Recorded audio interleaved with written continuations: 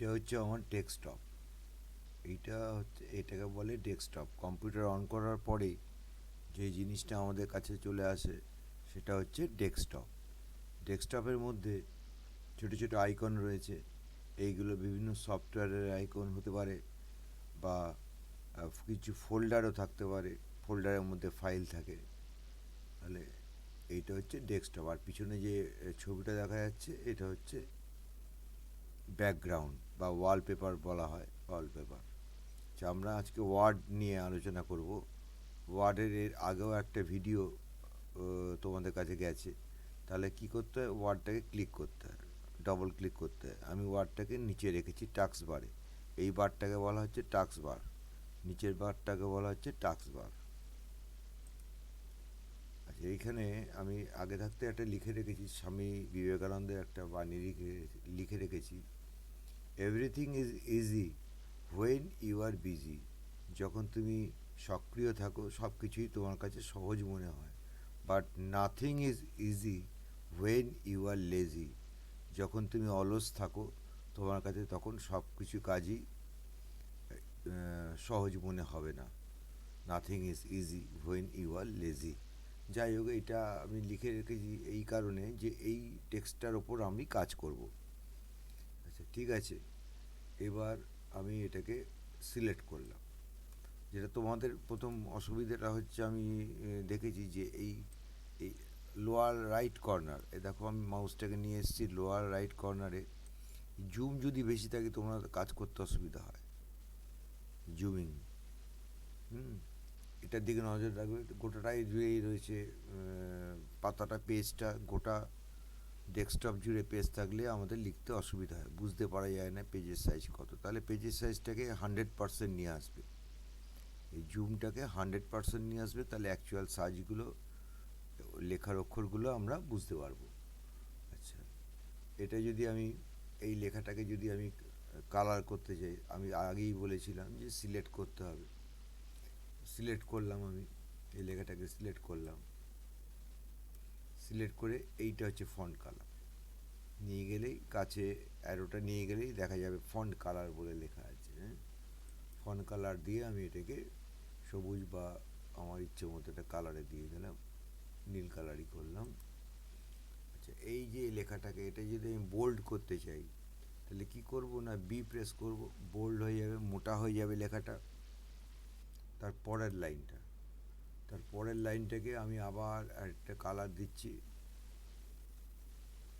Pink colour দিলাম। এবার আবার বোল্ড প্রেস করলাম, করার পর দেখা যাচ্ছে দেখো লেখাগুলো কালার হয়ে যাচ্ছে এবং বড় হয়ে যাচ্ছে। ইচ্ছে করলে আমি এটাকে ছোটও করতে পারি।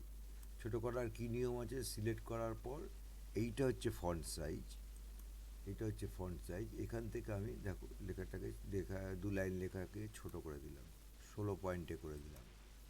হ্যাঁ, আচ্ছা, এইখানে যেটা দেখা যাচ্ছে বাঁ দিকে এটা হচ্ছে ফন্ট স্টাইল, কি স্টাইলে আমি লিখছি। আমি যদি এই দুটোকে লাইনটাকে সিলেক্ট করি, করে এখান থেকে যদি স্টাইলটা বদলে দিই, দেখো লেখার ধরনটাও বদলে যাবে। দেখো লেখার ধরন বদলে গেছে। তাহলে আমরা এখান থেকে স্টাইল নিতে পারি, এখান থেকে ফন্ট সাইজ নিতে পারি, এখান থেকে বোল্ড করতে পারি, এখান থেকে ইটালিক করতে পারি। ইটালিক মানে একটু ব্যাঁকা লেখা। ইটালিক কতটা আমি এটার ওপর প্রয়োগ করছি, ইটালিক। দেখো বেঁকে গেছে লেখাটা। ইটালিক মানে হচ্ছে বেঁকে যাওয়া বা একটু হেলে যাওয়া লেখাটা। ইউ মানে আন্ডারলাইন, তোমরা জানো ইউ মানে আন্ডারলাইন। আবার সেটা আন্ডারলাইনটা যদি আমি তুলতে যাই তাহলে সিলেক্ট করে আবার ইউটাকে প্রেস করব, আন্ডারলাইন উঠে যাবে, এটাকেও সোজা হয়ে যাবে। বোল্ডটাকেও আমি এই ইটালিকটাকেও আমি সোজা করে দিলাম।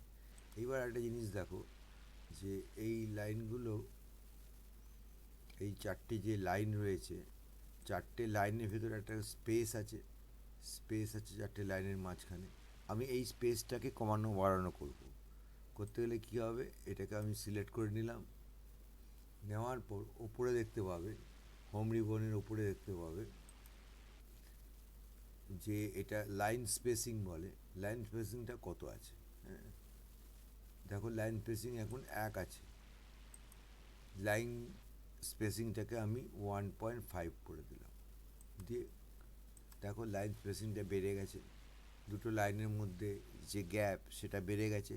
কী করে বাড়লো না, লাইন স্পেসিংয়ের থ্রু দিয়ে, এই যে লাইন স্পেসিংয়ের থ্রু দিয়ে বাড়লো। আমি আবার ওটাকে আগের অবস্থায় নিয়ে যাচ্ছি, লাইন স্পেসিংকে কমিয়ে দিচ্ছি, দেখো গ্যাপগুলো কত কমে গেল। ঠিক আছে, আচ্ছা এবার ফন্টের আমি একটা ফন্ট এখান থেকে নিয়ে আসছি, স্বামী বিবেকানন্দ কথাটাকে, এইটাকে আমি মাঝখানে নিয়ে যাবো, পেজের মাঝখানে। তা নিয়ে যেতে গেলে আগে এটাকে সিলেক্ট করতে হবে। এখানে আছে অ্যালাইনমেন্ট থেকে আমি সেন্টার অ্যালাইনমেন্টে গেলাম, দেখো কথাটা সেন্টারে চলে আসলো। ঠিক আছে, এবার এটাকে সিলেক্ট করলাম, সিলেক্ট করে এইখানে দেখো ওয়ার্ড আর্ট বলে, এটাকে ওয়ার্ড আর্ট বলে, ওয়ার্ড আর্ট পাওয়া যায় এখান থেকে, মানে বিভিন্ন স্টাইলে লেখা এখানে তৈরি করাই থাকে এই স্টাইলগুলো, এর থেকে তোমরা বেছে নিতে পারো। আমি এই স্টাইলটা বেছে নিলাম, দেখো লেখাটা কীরকম পাল্টে গেল। একটু বড় ফন্টে লিখছি, স্বামী বিবেকানন্দ, এই লেখাটা পাল্টে গেল। তাহলে এটাকে কী করলাম, ফার্স্টে নিয়ে আসলাম সেন্টার অ্যালাইনমেন্টে, এবং তারপর সেই সেন্টার অ্যালাইনমেন্টটাকে আমি ফন্ট সিলেক্ট করার পর এই যে এখান থেকে ওয়ার্ড আর্ট ইউজ করলাম, এটাকে বলে ওয়ার্ড আর্ট করে আমি এইভাবে এই জিনিসটাকে নিয়ে আসতে পারি। এবার এই লেখাগুলোকেও আমি মাঝখানে নিয়ে আসবো, সবগুলোকে সিলেক্ট করে নিলাম, সিলেক্ট করা হচ্ছে মাউসের লেফট কিটা প্রেস করলে সিলেক্ট হয়ে যাবে, সিলেক্ট করলাম এবং এইটাকে নিয়ে আসবো আমি সেন্টারে, এই যে সেন্টার অ্যালাইনমেন্টে নিয়ে আসলাম। ঠিক আছে, আচ্ছা এইবার যেটা আছে, মনে করো এটারও লাইন আমি চেঞ্জ করতে পারি, এই দুটোর কালারও চেঞ্জ করতে পারি, আমি একটা একটা করে চেঞ্জ করছি, বাট নাথিং ইজ ইজি। এইটার কালার চেঞ্জ করছি, তো কালার চেঞ্জ আশা করি তোমরা সবাই বুঝে গেছো কালার চেঞ্জ। এটাকে বোল্ড করছি, এটারও কালার চেঞ্জ করছি, কালার চেঞ্জ এখান থেকে করে নিচ্ছি, এটা তোমাদের পছন্দ মতো অনুযায়ী কালার চেঞ্জ করতে পারো। জিনিসটা শেখার জন্যই আমি দিয়েছি।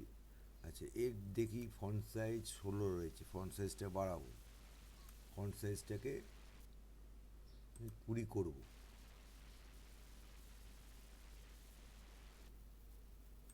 এটার ফন্ট সাইজ কত আছে দেখলাম 20, এটারও ফন্ট সাইজ 20, কিন্তু দেখো এই লেখাটা বড় মনে হচ্ছে, কেন কি অন্য স্টাইলে লেখা হয়েছে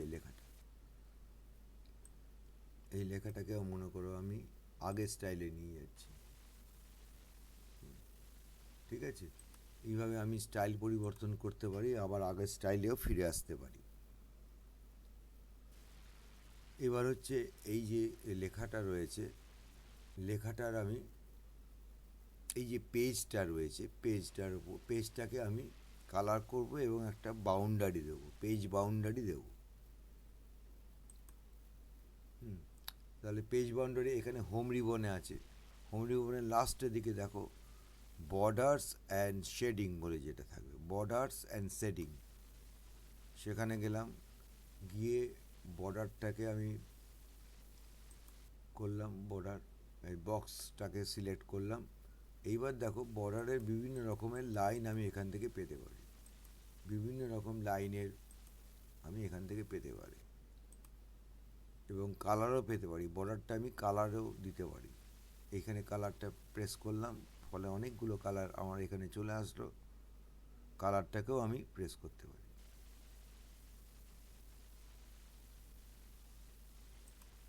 নীল কালার দিলাম মনে করো, দিয়ে ওকে করব আমি। দেখো শুধু এই লাইনটার ওপর কিন্তু কালারিংটা হয়েছে, এই লাইনটার ওপর কিন্তু কালার আমি চাইনি, আমি চেয়েছিলাম যে সমস্ত পেজটার ওপর কালার। তাহলে সমস্ত পেজটার উপর কালার করতে গেলে কী করতে হবে, ডিজাইনে যেতে হবে, পেজ বর্ডার বলে যেটা আছে, পেজ বর্ডার ক্লিক করতে হবে। পেজ বর্ডার ক্লিক করে বক্সে একই আসবে বক্স, এখান থেকেও স্টাইল আসবে। তুমি মনে করো এই স্টাইলটা দিলে, তারপর থেকে এখান থেকে কালার আসবে, একই রকমভাবে আসবে জিনিসটা, কিন্তু এটাকে পেজ বর্ডার বলে, পেজ বর্ডার। ওকে করবো, দেখো পেজটা কত সুন্দর দেখতে লাগছে, একটা বর্ডার এসে গেছে।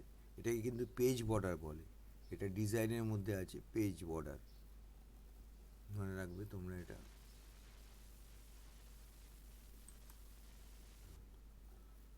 আচ্ছা, এবার মনে করো পেজ আমাদের নাম্বারিং খুব লাগে, পেজ নাম্বারিং। এই তো পেজটা শেষ হয়ে গেল, এর কোনো নাম্বার থাকলো না, নিচের দিকে দেখো কোনো নাম্বার নেই। পেজ নাম্বার আমাদের দিতে গেলে কী করতে হয়, ইনসার্টের মধ্যে থেকে পেজ নাম্বারিং দেখতে পাচ্ছ, এখানে পেজ নাম্বার লেখা আছে, পেজ নাম্বারটা পেজের নিচের দিকে দেব, bottom of page. Bottom of পেজে দেখো কত রকমের স্টাইল আছে, বাঁ দিকেও দিতে পারি, নিচের পেজের বাঁ দিকটা, বা নিচে একবার নিচে মিডল সেন্টার দিতে পারি, রাইটে দিতে পারি, আমি সেন্টারই দিলাম। এবার দেখো এই যে পেজটার নিচে যখন আমি স্ক্রল করছি, দেখো 1 নম্বর লেখাটা অস্পষ্টভাবে রয়েছে। যখন আমি প্রিন্ট আউট নেব তখন এই 1 নম্বর লেখাটা কিন্তু পরিষ্কারভাবে আমাদের কাছে চলে আসবে।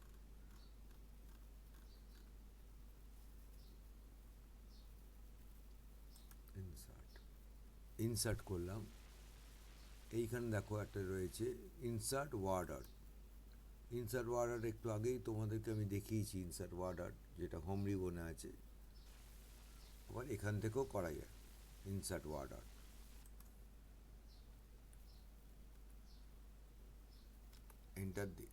এন্টার দিচ্ছি পরের লাইনে আসার জন্য। ইনসার্ট ওয়ার্ড আর্ট, আমি এখান থেকে বেছে নিলাম একটা ওয়ার্ড আর্ট, এটাই মাজলাম মনে করো। এখানে এই লেখাটা থাকবে সবসময়, ইয়োর টেক্সট হেয়ার, এটা আমি মুছে দিয়ে লিখলাম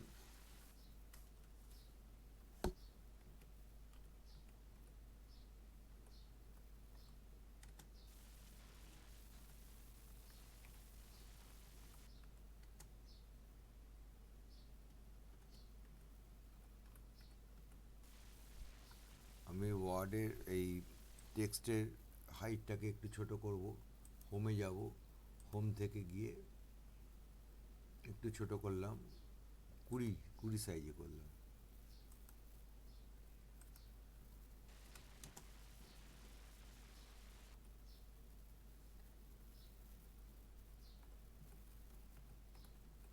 যাদবপুর সম্মিলিত বালিকা বিদ্যালয়, এই কথাটা লিখলাম আমি। যে এই যে লেখাটাকে দেখো, এই লেখাটাকে কিন্তু আমি দেখাতে পারি, এই লেখাটাকে বিভিন্ন রকম সাইজে আমি নিয়ে যেতে পারি, যে কোনো জায়গাতে নিয়ে গিয়ে বসিয়ে দিতে পারি। কোথায়, কারণ কি এর ওপর ক্লিক করলে একটা চারিদিকে বক্স আসছে, এই বক্সটা নিয়ে আমি যেখানে ইচ্ছা বসিয়ে দিতে পারবো, পিক করব এবং প্রেস করে থাকবো, লিখে দিতে পারি, বা নিচে লিখে দিতে পারি, বা তার উপরে লিখে দিতে পারি, যে কোনো জায়গাতে আমরা লিখতে পারবো।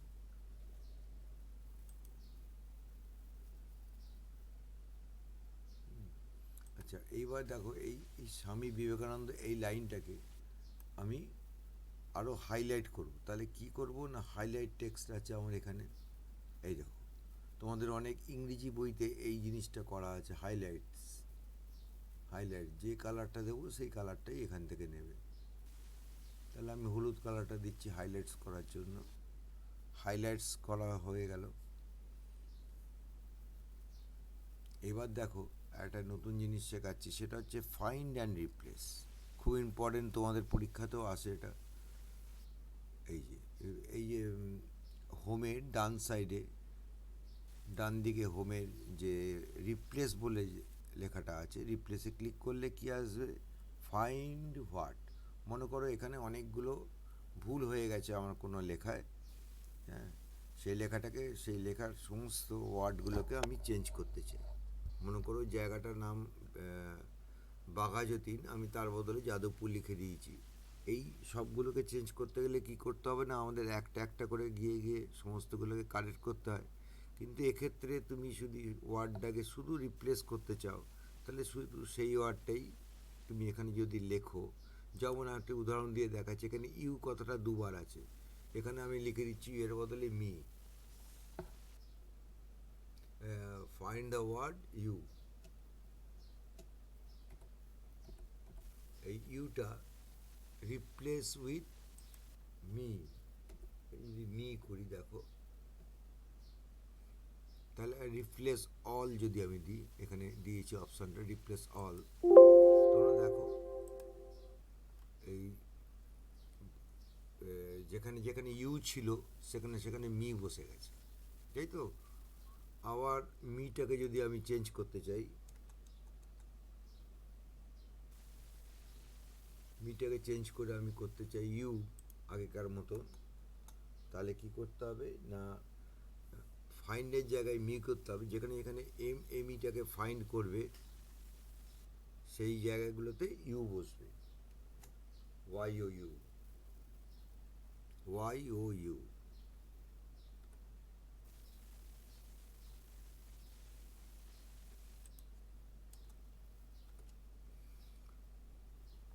রিপ্লেস, দেখো সব জায়গাতে মি যেগুলোতে ছিল সেগুলোতে ইউ বসে গেছে। ক্লোজ করে দিলাম। তাহলে ফাইন্ড রিপ্লেসটাও কিন্তু তোমরা প্র্যাকটিস করবে, ফাইন্ড রিপ্লেস, ঠিক আছে।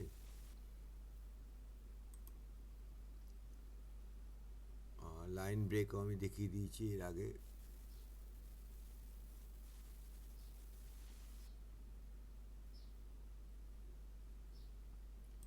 হোম, হোমের সমস্তগুলোই কিন্তু খুব ইম্পর্টেন্ট।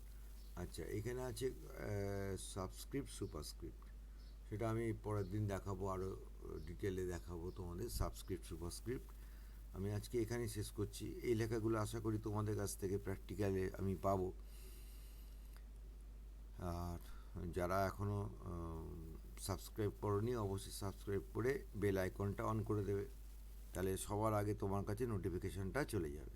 সবাই তোমরা ভালো থাকবে এই কামনা করে আজকে এই ভিডিওটা শেষ করছি।